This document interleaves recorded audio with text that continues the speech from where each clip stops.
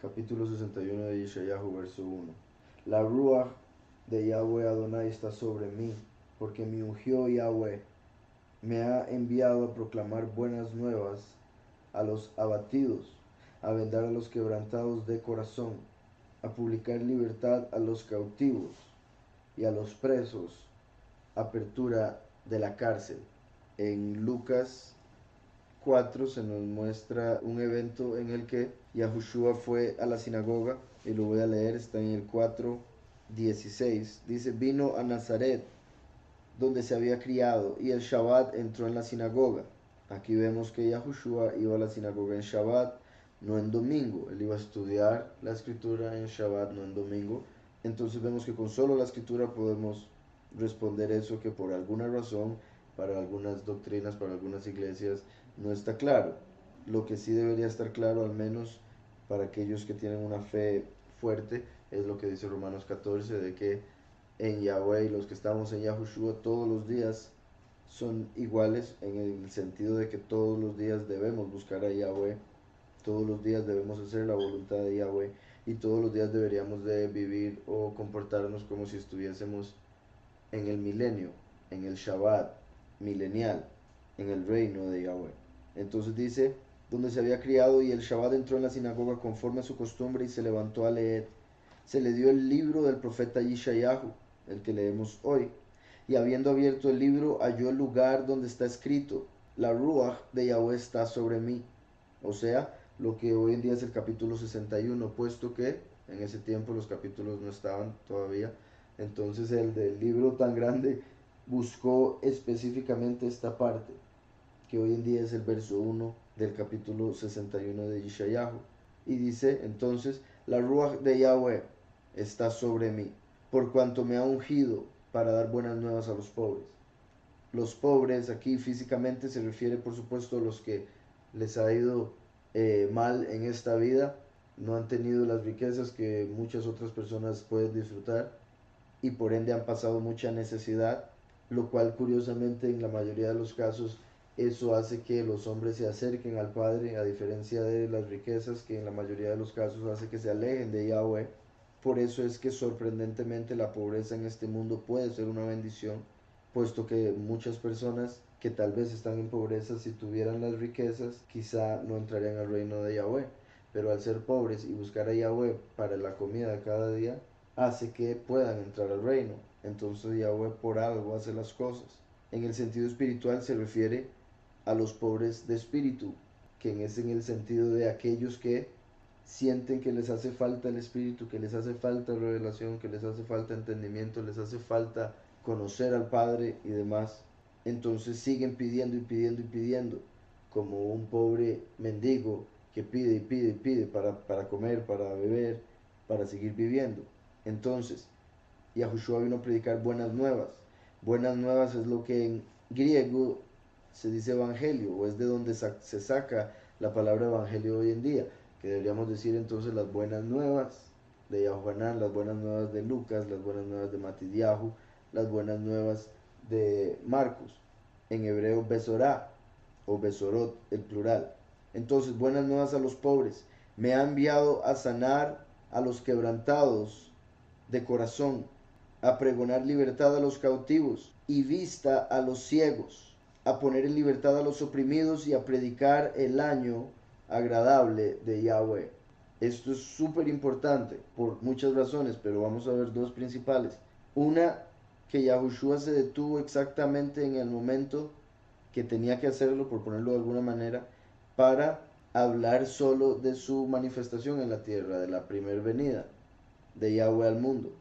Se detuvo donde la primer venida está siendo profetizada por Yeshayahu, puesto que Yeshayahu, como vamos a ver en unos momentos, Yeshayahu después de esa parte sigue hablando, sigue profetizando, la palabra de Yahweh no se detiene ahí. Y lo que sigue después de lo que Yahushua dijo es lo que diría el último, la segunda venida, lo que se va a cumplir durante la segunda venida. Entonces, primero veamos por qué Yahushua lo dice, qué es lo que está diciendo y qué es lo que dice después, para ver cómo esto que acaba de decir Yeshayahu en el capítulo 61 se cumplió con el Mesías perfectamente. y por otro lado ver cómo es que se cumple con el último.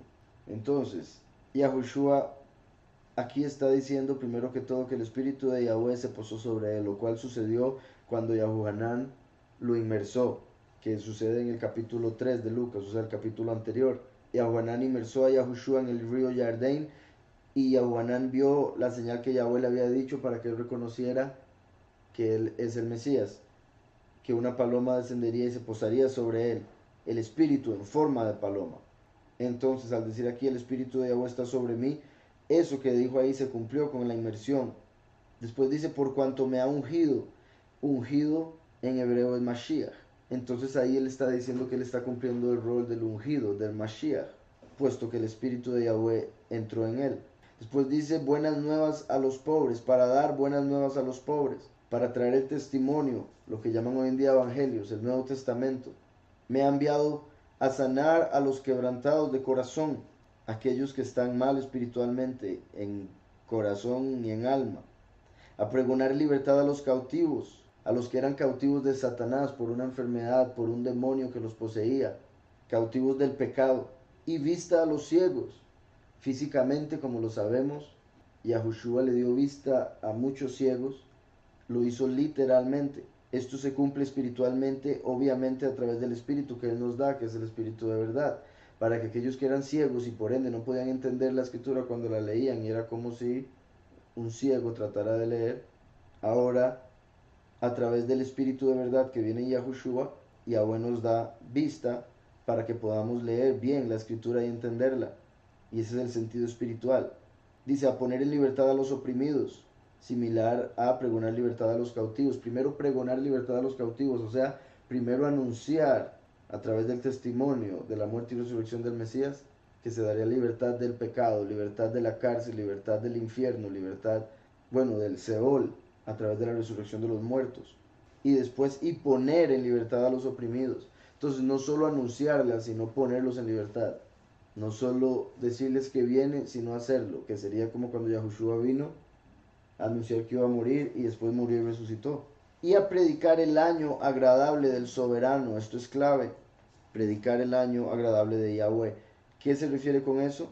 Al ministerio de Yahushua, porque Yahushua vino a predicar misericordia, a dar misericordia, mientras que el último viene a traer juicio, justicia.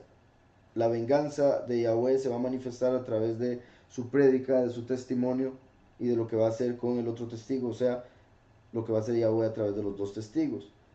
Entonces, Yahushua aquí está diciendo que él vino a predicar el año agradable de Yahweh, o sea, Yahushua vino a manifestar la misericordia, lo lindo, la bendición, la prosperidad de Yahweh, porque el último viene a predicar, en ese caso sería el año de la venganza de Yahweh, el año de la ira de Yahweh. Y dice Lucas, continuó, dice, enrollando el libro, lo dio al ministro y se sentó. Los ojos de todos en la sinagoga estaban fijos en él. Entonces comenzó a decirles, hoy se ha cumplido esta escritura delante de vosotros. Todos ahí oyen a Yahushua leerlo. Después él se sienta, todos se le quedan viendo como diciendo, ¿por qué leyó esto específicamente? ¿Nos estará tratando de decir algo?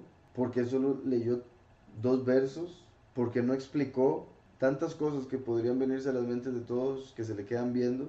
Y él lo que dice es, hoy se ha cumplido esta escritura delante de vosotros. Y Yahushua estaba diciéndoles literalmente quién él era, obviamente para los que entendían esos 2 versos al menos, que eran en ese caso los escribas y los fariseos. Y muy importante lo que sucede después, por eso es que continúo con Lucas a pesar de que estamos con Isaías. Dice, todos daban buen testimonio de él y estaban maravillados de las palabras de favor que salían de su boca. Decían, ¿no es este el hijo de Yosef? Importante, algunos lo conocían como el hijo de Yosef, con eso me refiero a que no sabían que había nacido de una virgen. Además de que quede claro, Yosef cumplía ese rol, por supuesto, como padrastro, por decirlo de alguna manera. Pero mi punto es que al decir, ¿no es este el hijo de Yosef? Yahweh nos está diciendo algo muy importante. Recuerden que los judíos esperan 2 manifestaciones. una del Mesías hijo de Yosef, otra del Mesías hijo de David. Los cristianos esperan dos venidas de uno mismo, porque no entienden que Yahweh se manifestaría dos veces a través de dos personas en dos tiempos diferentes. Y eso es algo que la escritura nos lo muestra por todo lado. Los judíos lamentablemente no entienden el hecho de que se presentarían en dos tiempos completamente diferentes, separados por 2000 años, mientras que los cristianos no entienden que Yahweh se manifestaría a través de dos personas diferentes, en vez de como ellos piensan que vino, se fue y ahora solo pasó por el aire y los arrebata. Entonces, estoy diciendo todo esto, repito, porque esta parte es muy importante con respecto a la primera y la segunda venida. Después de que él dice esto, la gente pregunta, ¿no es este el hijo de Yosef? Refiriéndose al esposo de Miriam, por supuesto. Pero proféticamente o simbólicamente, esto representa como si ellos estuviesen preguntando, ¿no es este el Mesías, hijo de Yosef? Lo cual, como hemos hablado, lo que uno cumple físicamente, el otro lo cumple espiritualmente y viceversa. Y Yahushua físicamente era descendiente de David, pero espiritualmente de Yosef, por el reflejo que vemos de Mashiach en Génesis cuando se habla de Yosef. Por otro lado, el último es descendiente genéticamente de Yosef, pero espiritualmente de David, porque en Yahushua no hay griego ni yahudí, todos somos uno. Entonces al último recibir a Yahushua como Mesías se convierte en yahudí, a pesar de ser genéticamente de Efraín, hijo de Yosef. Entonces aquí eso es para que se entienda el rol que estaba tomando Yahushua en ese momento al decir eso, y como quien lo identifican ellos en ese momento espiritualmente hablando, hijo de Yosef. Y después él les dijo, sin duda me diréis este refrán, médico, cúrate a ti mismo. De tantas cosas que hemos oído que se han hecho en Capernaum, haz también aquí en tu tierra.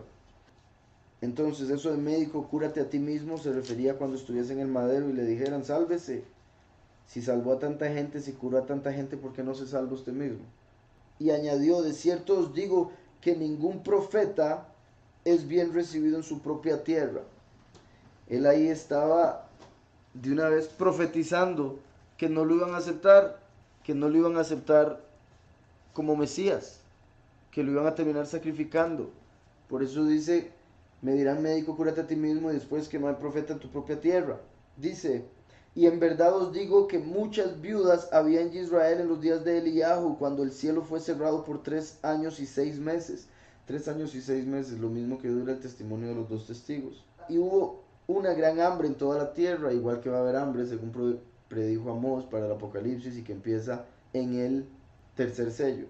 Dice, pero a ninguna de ellas fue enviado Eliyahu, sino a una mujer viuda en Sarepta de Sidón. Y muchos leprosos había en Israel en tiempo del profeta Elishua, pero ninguno de ellos fue limpiado, sino Naamán el sirio. Al oír estas cosas, todos en la sinagoga se llenaron de ira. Levantándose, lo echaron fuera de la ciudad. Muy curioso ver cómo ellos se enojan y lo quieren matar. Como vemos aquí dice, lo echaron fuera de la ciudad y lo llevaron hasta la cumbre del monte sobre el cual estaba edificada la ciudad de ellos, para despeñarlo. Pero él pasó por en medio de ellos y se fue. Lo querían matar. Él les fue claro, como todo el mundo le gustaría que Yahweh sea. Él les habló directo, como todo el mundo le gustaría que lo haga, sin andarse con rodeos, sin parábolas y metáforas. Y cuando lo hace, lo quieren matar. Entonces, ¿qué hace Yahweh? ¿Qué puede hacer Yahweh? Si esa es la reacción de las personas del mundo, de pastores, que cuando se presenten los dos testigos van a decir, uy, que los maten, están locos. Recuerden que les he dicho que la muerte de Yahushua cumplió la muerte del macho cabrío en Yom Kippur. En Yom Kippur se da la muerte de 3 animales. Un macho cabrío que representa a Yahushua, un carnero que representa a Eliyahu y un becerro que representa al testigo como Moshe, la segunda venida. O sea, el macho cabrío, Mashiach ben David, el becerro, Mashiach ben Yosef, el carnero, Eliyahu. Entonces, cuando Pilato puso a escoger a Barrabás o a Yahushua, se estaba dando lo que sucede en Yom Kippur, Levítico 16, cuando se tira suertes por 2 machos cabríos similares y uno se sacrificaba para Yahweh y el otro se enviaba con toda la culpa de todos los pecados al desierto para Azazel, porque representa al falso Mesías, ¿recuerdan? Y por eso, entre otras cosas, sabemos que Azazel es lo que podría llamarse el alma que va a entrar en el cuerpo, que va a ser el falso Mesías, que sale en la quinta trompeta, llamado Abadón, en Apocalipsis 9. Entonces, el macho cabrío que era enviado para Azazel iba con toda la culpa, porque según el libro de Enoch, a Azazel le fue puesta toda la culpa por todos los pecados de la humanidad. Igual que al falso Mesías le va a suceder, puesto que es Azazel, Lucifer y Samael unidos en un cuerpo. Entonces, los judíos, al no entender la escritura, porque tenían el Talmud, la Torah Baal Pé, eso se puede arreglar las letras para que se traduzca como la Torah del Señor, la Torah de la boca del Señor, la Torah de la boca de Baal. Y es por eso que ellos tomaron la escritura completamente literal y como sabemos la letra mata más el espíritu vivifica. No la entendieron y por ende rechazaron al Mesías y lo querían matar. Pero con respecto a la celebración de Yom Kippur, ellos, para evitar que el macho cabrío que enviaban a Azazel se devolviera con todos los pecados, sin entender que Yahweh, si él quiere, no se devuelve nunca, y si es necesario que se devuelva por algo que hicieron, lo manda de vuelta, pero Yahweh dijo, déjenlo libre en el desierto, punto. Ahí dejó la ley. Pues en el Talmud llegaron y dijeron, para evitar que se devuelva con los pecados al pueblo, que lo tire de un barranco. Entonces lo llevaban a una montaña y lo tiraban de la montaña para que se matara. Entonces, eso es lo que hacían con el macho cabrío que era para Azazel, siguiendo la Torah del Talmud, no la Torah verdadera. La Torah que pasaron por la tradición de boca en boca y no la Torah escrita. Entonces aquí vemos que cuando el Mesías se revela ante ellos, como el Mesías, ellos lo quieren tirar de un barranco, como diciendo a través de esta acción que él es el falso Mesías, que es el macho cabrío de Azazel. Pero él se logra escapar, porque no es así, obviamente. Entonces ahí quedamos con Lucas y lo que cumplió Yahushua. Ahora, volviendo a Isaías, en Yeshayahu, vuelvo a empezar desde el verso 1, ahora directo para que se entienda que estábamos hablando, conectándolo con Lucas. La Ruach de Yahweh Adonai está sobre mí, porque me ungió Yahweh. Me ha enviado a proclamar buenas nuevas a los abatidos, a vendar a los quebrantados de corazón, a publicar libertad a los cautivos y a los presos, apertura de la cárcel, a proclamar el año de la buena voluntad de Yahweh. Aquí vean cómo lo dice, la buena voluntad de Yahweh. La buena voluntad, porque la buena voluntad de Yahweh es la salvación, es dar misericordia a los que se arrepienten, a los que le buscan, a los que reconocen al Hijo. Por eso Yahushua llegó lo que leyó hasta ese punto. De hecho, vean que el verso 2 continúa. Esa es la primera parte del verso 2. Pero Yahushua paró ahí. O sea, no fue como que dijo, voy a leer 2 versos y paro. No, él dijo, voy a leer hasta donde tengo que leer, porque lo que voy a decir es que se está cumpliendo ahorita. Lo que sigue después de ahí es lo que se cumple en este tiempo final a través del último. Por eso después dice, y el día de venganza de Elohei. Entonces Yahushua terminó a proclamar el año de la buena voluntad de Yahweh. Y ahí enrolló el pergamino y se lo dio al ministro y se sentó y dijo, hoy se cumplió esto. Porque él vino a proclamar que a través de su ministerio, muerte y resurrección se daba la buena voluntad, la salvación, la justificación. El último aparece y dice, y el día de la venganza del Elohei nuestro. Entonces esto es la segunda venida. El último es el que viene a cumplir esto, así como Yahushua cumplió lo anterior. Es el último el que viene a manifestar la venganza de Yahweh, que lo habíamos visto en capítulos anteriores de Isaías, el verso 17 del 59. Pues de justicia se vistió como de una coraza, con yelmo de salvación en su cabeza, tomó ropas de venganza por vestidura. Cuando Yahweh se manifieste por segunda vez, se viste de venganza para traer la ira de Yahweh. Dice, y el día de la venganza del Elohei nuestro, a consolar a todos los enlutados. Qué curioso, a todos los enlutados. Eso no lo dijo Yahushua tampoco. Recuerden que los dos testigos se visten de luto para empezar el testimonio. Por ende, los 144,000 como ellos están vestidos de luto.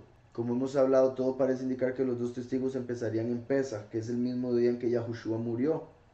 Y como está escrito de hecho en el Salmo que se lee en Pesach, ese es el día que Yahweh creó. Y con eso a lo que me refiero es que, como hemos visto desde el punto de vista de Yahweh que está en la eternidad, todos los días, por decirlo así, son el mismo. Entonces cuando Yahweh usa ese verso, ese verso, no importa cuando uno lo lea, se está cumpliendo para ese momento. Pero en el aspecto eterno se refiere al momento, al día en que Yahweh murió. Ese fue el día que Yahweh hizo para darnos la salvación. Entonces, muy curioso que los dos testigos iniciasen ese mismo día a dar testimonio, porque en el aspecto eterno, vuelvo y repito, sería como que donde terminó Yahushua exactamente empiezan los dos testigos, como que no hubo 2000 años ahí separando ese momento, al igual que el espacio que es donde entrarían los gentiles, y el espacio que no se menciona desde la semana 69 a la semana 70 en el libro de Daniel, en Daniel 9, cuando se habla de las 70 semanas. Entonces, se podría decir que de proclamar el año de la buena voluntad de Yahweh y el día de la venganza del Elohim nuestro, en esa I hay un espacio de 2000 años. A consolar a todos los enlutados, entonces todos aquellos que se visten de luto, porque el mundo va a ser destruido por la forma en que está actuando. Entonces dice el verso 3, a ordenar que a los afligidos de Sión se les dé esplendor. Entonces el último viene a anunciar el día de la venganza del Elohim nuestro, pero no solo viene a traer cosas negativas, porque ese día de la venganza es para las naciones, es para los rebeldes, para los apóstatas. Porque en lo que respecta a los escogidos dice consolarlos.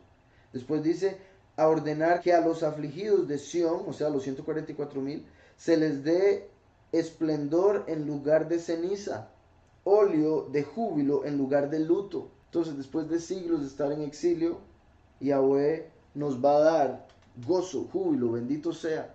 Igual que cuando el pueblo estaba en Egipto y los egipcios estaban pasando por las plagas, Israel estaba pasando por el mejor momento de su vida en Egipto.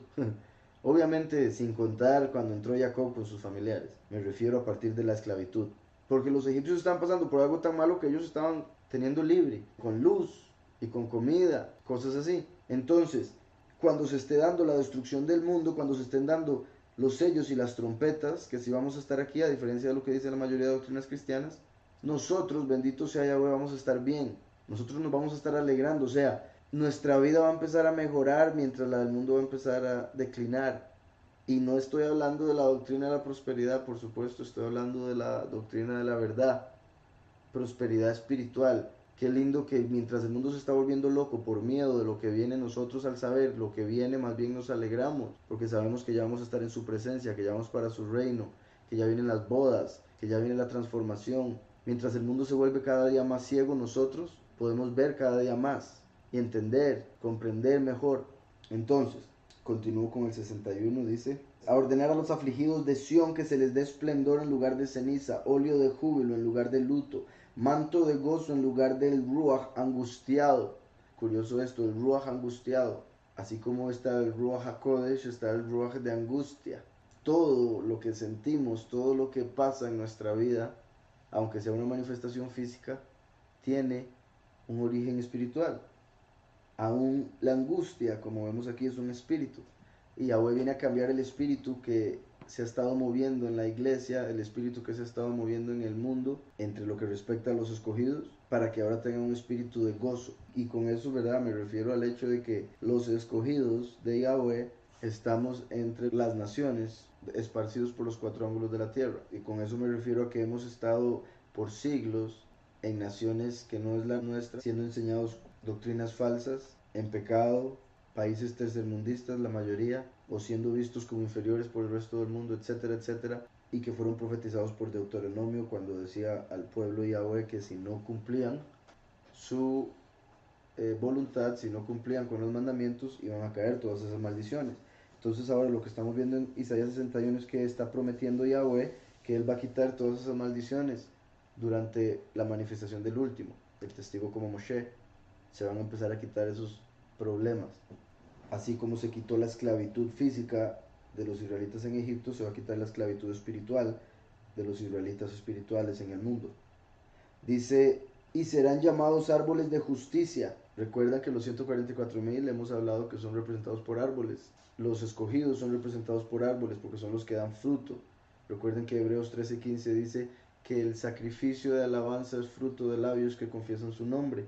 Entonces aquí está hablando de los 144,000, como lo había dicho, porque son primero Sión, los reyes, el reino de Yahweh. Sión representa a los escogidos. Después menciona a los árboles. Dice, y serán llamados árboles de justicia, plantíos de Yahweh para esplendor suyo. Recuerden que Yahushua es la semilla. Él hizo una parábola en la que hablaba de cómo la semilla es la palabra de Yahweh. Y Apocalipsis nos dice, 19:13, que la palabra de Yahweh es el nombre del Hijo. Entonces, cuando nosotros, primero, al ser creyentes en la Escritura, somos tierra fértil, cuando aceptamos la palabra, cuando aceptamos el nombre de Yahushua en nuestro corazón, empieza a crecer la raíz, por eso Él es la raíz de David. A partir de ahí empieza a salir un tallo y eventualmente vamos a dar fruto. Por eso está llamando a sus escogidos el plantío de Yahweh, porque Yahweh mismo lo plantó, la semilla, que es su Hijo, en el corazón de cada uno de los escogidos. Porque recuerden que al final uno no escoge a Yahweh, sino que Yahweh lo escoge a uno. Él decide cuál es la persona que tiene un corazón suficientemente apartado, puro, honesto, sincero, porque obviamente todos somos pecadores y tenemos que venir al arrepentimiento primero, pero Él escoge cuál persona verdaderamente le está buscando para revelarse ante Él, y la forma en que lo hace es revelándole quién es el Hijo. Entonces, cuando Yahweh le revela a alguien quién es el Hijo, esta persona llega a aceptar al Hijo y así se convierte en elegido, a pesar de que para la persona como nosotros, en nuestro punto de vista, parece que nosotros estamos escogiendo al Hijo, que estamos escogiendo ir al Padre. Reedificarán las ruinas antiguas y levantarán los asolamientos primeros y restaurarán las ciudades arruinadas, los escombros de muchas generaciones. Y extranjeros apacentarán vuestras ovejas, y los extraños serán vuestros labradores y vuestros viñadores. Dice esto porque hoy en día y por siglos, repito, hemos sido nosotros, todos nuestros antepasados, los que han servido a otras personas, a otros países, a compañías. Todo el mundo trabaja para alguien, nadie tiene algo propio. Y aquellos que tienen algo propio es algo pequeñito, que tiene que competir contra compañías multinacionales, como les llaman, ¿verdad? Entonces aquí está diciendo, ya usted no le va a servir a nadie, ahora gente que usted ni conoce va a tener que trabajarle a usted. Y repito, lo dice porque había una maldición sobre todos nosotros para servir a otras personas, porque habíamos decidido no servir a Yahweh. Entonces Yahweh dijo, ok, los voy a hacer servir a otras personas, los voy a hacer servir hombres, ya que no me quieren servir a mí, quieren servir ídolos. Y dice, reedificarán las ruinas antiguas y levantarán los asolamientos primeros y restaurarán las ciudades arruinadas, los escombros de muchas generaciones. Y extranjeros apacentarán vuestras ovejas, y los extraños serán vuestros labradores y vuestros viñadores. Y vosotros seréis llamados Kohanim de Yahweh, lo que se diría comúnmente sacerdotes de Yahweh. Kohanim de Yahweh. Recuerden que en Apocalipsis 1:6 dice que Yahushua nos hizo Melechim y Kohanim, reyes y sacerdotes, para Yahweh su Elohim. Por eso aquí está hablando de los escogidos desde hace rato y menciona que seremos llamados Kohanim de Yahweh. Siervos de nuestro Elohim seréis llamados. Comeréis las riquezas de las naciones y con su esplendor seréis sublimes. En lugar de vuestra doble confusión y de vuestra deshonra, os alabarán en sus heredades, por lo cual en sus tierras poseerán doble honra y tendrán perpetuo gozo. Doble honra porque los escogidos son primogénitos, reciben doble manto, doble porción. Por eso dice, en lugar de vuestra doble confusión, la doble confusión en la que cayó el pueblo por seguir a los ídolos. En el hebreo la confusión es Babel. Recuerden que Babel fue el nombre que se le dio a la tierra donde se confundieron los idiomas. Entonces, doble confusión sería como decir en la segunda Babilonia, que como sabemos la segunda Babilonia es Roma, la gran ramera, según la escritura y según Pedro, que identificó en sus cartas, escribiendo desde Roma, la identificó como Babilonia espiritual al despedirse. Entonces, en lugar de vuestra doble confusión, el hecho de adorar a Dios y a Jesús, eso es doble confusión. Primero, estar confundido es feo, e imagínese estar doblemente confundido.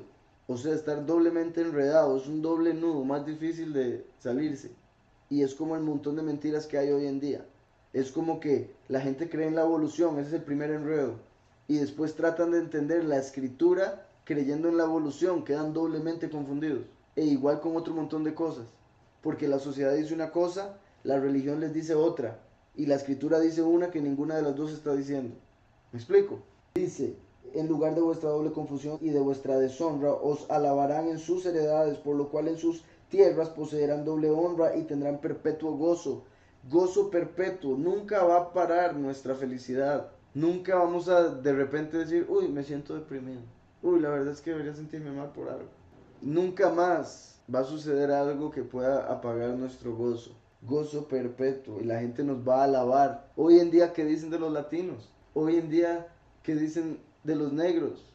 Solo cosas malas dicen de nosotros. Nos tratan como si fuésemos una clase inferior de humano, solo por el país del cual venimos o nuestros antepasados, que han escondido quiénes son, curiosamente. Entonces ahora Yahweh nos está diciendo, ya no van a ser la escoria del mundo, como fue profetizado en Deuteronomio, que nos convertiríamos por la apostasía, por el pecado, por la rebelión, sino que vamos a ser alabados por las naciones. Dice, pero acontecerá, Deuteronomio 28:15, acontecerá si no oyeres la voz de Yahweh tu Elohim. Vean eso, recuerden el estudio anterior, vimos cómo la voz es el profeta como Moshe, porque los israelitas no querían oír la voz de Yahweh porque se morían, entonces le pidieron que ya no lo hiciera. Entonces Yahweh dijo, voy a enviar un profeta como Moshe, a él oirán. Entonces ahora vean cómo esto se conecta con Isaías, puesto que Isaías está hablando de la segunda venida a partir del verso 2, la segunda parte del capítulo 61. Ahora estamos viendo en Deuteronomio que las maldiciones caerían por no oír la voz. Si no oyeres la voz de Yahweh tu Elohim para procurar cumplir todos sus mandamientos y sus estatutos que yo te intimo hoy, que vendrán sobre ti todas estas maldiciones y te alcanzarán. Maldito serás tú en la ciudad y maldito en el campo. Maldita tu canasta y tu arteza de amasar. Maldito el fruto de tu vientre, el fruto de tu tierra, la cría de tus vacas y los rebaños de tus ovejas. Maldito serás en tu entrar y maldito en tu salir. Y Yahweh enviará contra ti la maldición, quebranto y asombro en todo cuanto pusieres mano e hicieres, hasta que seas destruido y perezcas pronto a causa de la maldad de tus obras por las cuales me habréis dejado. Y Yahweh traerá sobre ti mortandad hasta que te consuma de la tierra a la cual entrarás para tomar posesión de ella. Y Yahweh te herirá de tisis, de fiebre, de inflamación y de ardor, con sequía, con calamidad repentina y con añublo, y te perseguirán hasta que perezcas. Y los cielos que están sobre tu cabeza serán de bronce, qué curioso, el bronce representa Grecia. Y como les he dicho, el orar en el nombre Jesús, que es un nombre griego, origen griego, después se convirtió en latín cuando se creó la J, pero Jesús viene de Jesús, del griego. El orar en el nombre de Jesús, que no es el verdadero nombre del Mesías, es como uno está tratando de llamar acá, pero termina llamando a otro lado. Como les he dicho, los cielos que están entre el hombre y Yahweh funcionan como velos, como los velos que estaban en el templo, que protegían al hombre de la presencia de Yahweh, puesto que el hombre, siendo impío, si se acercaba a la presencia, moría. Entonces, entre más pura la persona, más adentro podía llegar. Por eso solo los sacerdotes podían entrar al lugar puro, y solo el sumo sacerdote de una persona podía entrar hasta la misma presencia de Yahweh en el lugar purísimo. Entonces, el hecho de que una persona ore en nombres que no son, es como que se está quedando en uno de esos velos, en uno de esos cielos, y no está pudiendo pasar al Padre, no está pudiendo llegar al Padre. Le está hablando un ángel, está creyendo en un ángel a través del nombre falso, a través de los ídolos, y el ángel le responde para él seguir recibiendo una adoración. A menos de que la persona tenga un corazón puro, verdaderamente, correctamente, y simplemente no conoce los nombres, no se le ha revelado todavía, entonces Yahweh obviamente escucha. Pero hay que entender esto que dice aquí, que los cielos se darían de bronce. Eso quiere decir que las personas, por el pecado, por la idolatría, por los nombres erróneos, orarían, y las oraciones no llegarían al Padre, sino que pegarían en el cielo. ¿Y por qué de bronce? Porque es por los nombres falsos, por la doctrina falsa. El cristianismo, el mismo término cristiano es griego. Entonces, los cielos son de bronce porque las oraciones no pasan, porque la gente no está llamando a quien debe. Serán de bronce. Y la tierra que está debajo de ti, de hierro. La tierra estaría gobernada por el imperio de Roma, que es representado por el hierro en Daniel. Entonces, lo que respecta a lo espiritual, Grecia. Cuando la gente quiere llegar al Padre, se encuentra con el helenismo, las religiones paganas promovidas por Grecia, y que se mezclaron también con lo romano, por supuesto. Pero en lo que respecta a gobierno, lo que respecta a bestia, Roma, en la tierra gobernando. Dice, dará Yahweh por lluvia a tu tierra polvo y ceniza, de los cielos descenderán sobre ti hasta que perezcas. Yahweh te entregará derrotado delante de tus enemigos, por un camino saldrás contra ellos y por 7 caminos subirás delante de ellos, y serás vejado por todos los reinos de la tierra. Eso es lo que decía, todos los reinos de la tierra nos verían mal. Dice aquí, Yahweh te entregará derrotado delante de tus enemigos, por un camino saldrás contra ellos y por 7 caminos subirás delante de ellos y serás vejado por todos los reinos de la tierra. Como les digo, continúa y continúa. Yahweh te herirá con locura, ceguera y turbación de espíritu.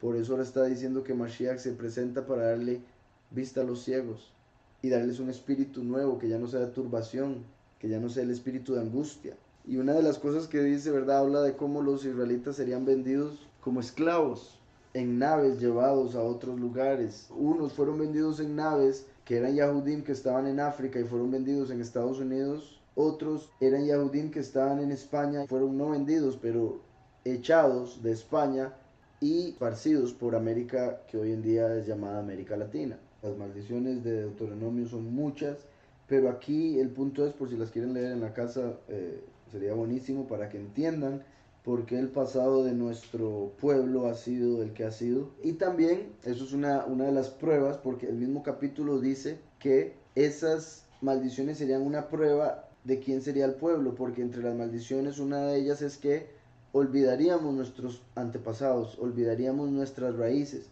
Eso quiere decir que se nos olvidaría que éramos israelitas. Entonces, una forma de reconocer quiénes serían en el tiempo final los israelitas sería verificando en la historia con cuáles personas se ha cumplido lo que esas maldiciones decían. Y como les digo, cuando uno verifica esas maldiciones se da cuenta que eso solo se ha cumplido con el pueblo que hoy en día es llamado latino y los negros de Estados Unidos. Eso ni siquiera se ha cumplido con los que hoy en día se hacen llamar judíos, los Ashkenazi, porque ellos por eso hicieron lo del holocausto, para que en las mentes de las personas estuviera un momento muy fresco de sufrimiento, sufrimiento que por un lado no solo ellos pasaron y que por otro lado ellos inflaron, porque ellos dicen que murieron 6 millones de judíos y lo dicen estratégicamente porque para ellos en la cábala ese número es clave, pero en realidad no murió esa cantidad y ni cerca, y eso según datos históricos, que es cuestión de investigarlos, pero hoy en día alguien que diga que lo del holocausto no fue como lo pintan, es como decir que la tierra es plana. Entonces, dice, volviendo al 61, aquí Yahweh está revirtiendo todas esas maldiciones, está quitando las maldiciones para que se manifieste la bendición a través de la venida del primero y el último. Dice el 8, porque yo Yahweh soy amante del derecho, aborrecedor del latrocinio para holocausto. Qué curioso cuando Yahushua entró en el templo y volcó todas las mesas de los cambistas. Ellos lo que estaban haciendo ahí era dinero vendiendo animales. Por un lado había unos que cambiaban el dinero que traía la gente por animales, puesto que en sus respectivos hogares, en sus ciudades o pueblos, ellos habían traído los animales a algún lugar y lo habían cambiado por dinero para no tener que transportar al animal todo el viaje. Entonces cambiaban el animal por dinero y después cambiaban el dinero por animal en el templo para poder sacrificarlo. En otros casos, cambiar también el tipo de, por decirlo así, de moneda para poder comprar ahí el animal que debían sacrificar. Entonces al final se volvió un negocio, al igual que hoy en día la religión es un negocio, la religión del mundo, que quede claro. Entonces dice, aborrecedor del latrocinio para holocausto, por tanto afirmaré en verdad su obra y haré con ellos pacto perpetuo, haré con ellos pacto perpetuo. Recuerden que Yahushua vino y levantó la copa durante la última cena, lo que llaman la última cena, y dijo, esta es la copa del nuevo pacto, que es derramada por los muchos. Al decir que es la copa del nuevo pacto, quiere decir que a través de su sangre, que es mucho más valiosa, corderos, machos cabríos, becerros, vacas, etc., que a través de su sangre se haría un pacto más elevado, más poderoso, de espíritu, no de letra. Y después vemos en Daniel, por si a alguna persona que escuche esto le parece esto que voy a decir muy descabellado, porque entiendo que a cualquier cristiano le parecería así, por la doctrina que se enseña en el cristianismo comúnmente, les pido de ser así, que se tomen un tiempo y vayan a la página El Camino de Yahweh y busquen el artículo que escribí que se llama El Príncipe que ha de venir, en el que explico esa doctrina correctamente basado en la escritura, por supuesto, no basado en opiniones. Porque en Daniel vemos que hay un hombre que se presenta para confirmar el pacto. Si uno confirma un pacto, primero se tenía que hacer un pacto para después llegar a confirmarlo. El hecho de que el príncipe confirma el pacto quiere decir que está confirmando el pacto que Yahushua había hecho en el principio. Por eso dice que confirmará un pacto con muchos, porque Yahushua dijo, esta es la sangre del nuevo pacto que es derramada por los muchos. Entonces en Daniel dice, y confirma un pacto con muchos. El último viene a confirmar lo que hizo el primero.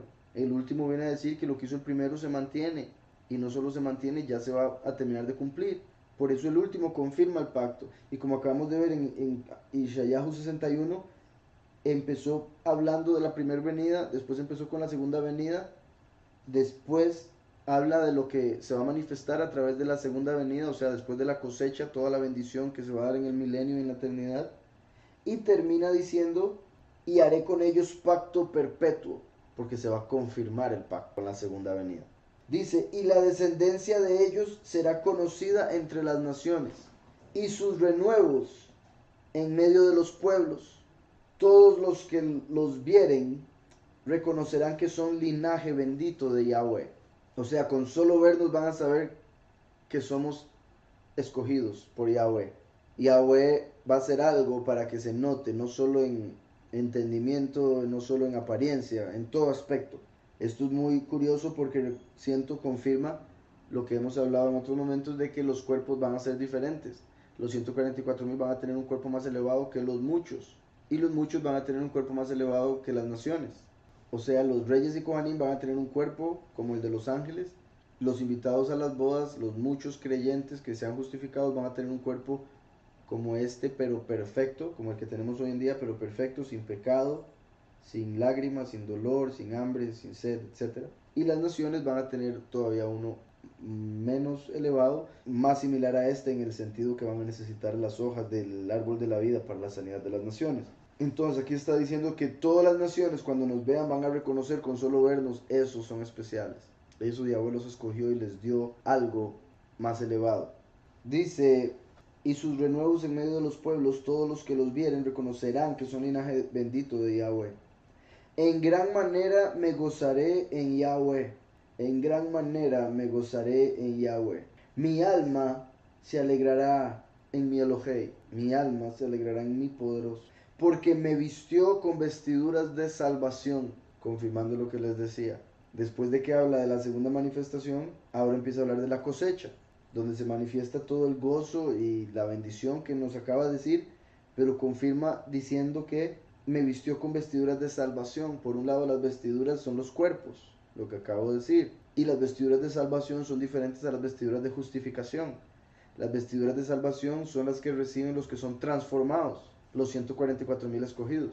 Las vestiduras de justificación son las que reciben los que son resucitados de los muertos, los que fueron justificados por su fe, mientras que aquellos que están esperando en el final, como dijo Pablo y como dijo Pedro, que en el final de los tiempos, 1 de Pedro 1:5, se manifestaría la salvación. Entonces, durante la transformación que dijo Pablo, se manifiesta la salvación que dijo Pedro, y recibimos las vestiduras de salvación que dijo Yeshayahu. Dice, me rodeó de manto de justicia.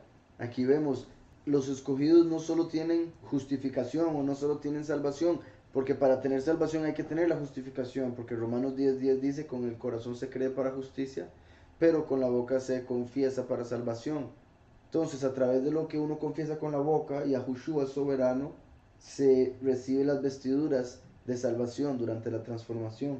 Y a través de creer que Yahweh le levantó de los muertos, después de ser sacrificado en un madero, es que recibimos el manto de justicia. Entonces dice, me vistió con vestiduras de salvación, me rodeó de manto de justicia, como a novio, me atavió como a novio. ¿Por qué? Porque vienen las bodas del Cordero. Todo el capítulo 61 empieza, primer verso, la venida del primero, Yahushua.